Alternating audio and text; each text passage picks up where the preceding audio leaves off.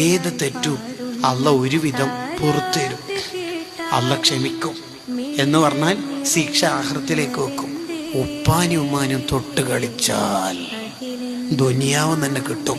ഹാക്കിം ഇമാമിന്റെ മുസ്തദറക്കിൽ ഉദ്ധരിക്കുന്നതാണ്.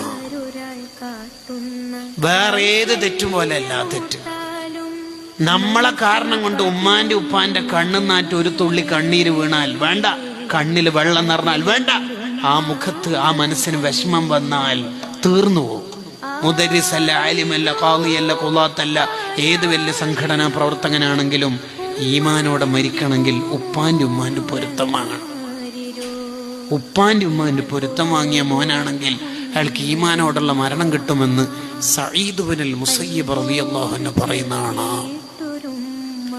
നമ്മളെ ഉമ്മാന്റെ എല്ലാം മടിയിൽ എത്ര തവണ കാഷ്ടിച്ചിട്ടുണ്ടാവും, മൂത്രമൊഴിച്ചിട്ടുണ്ടാവും.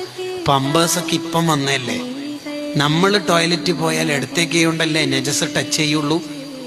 എന്നാൽ നമ്മുടെ കാഷ്ടം വലത്ത് കൈ കൊണ്ട് തൊട്ട ഒരു മനുഷ്യനുണ്ടെങ്കിൽ നമ്മളെ പാവം ഉമ്മയായിരിക്കൂലേ അത്, അല്ലേ?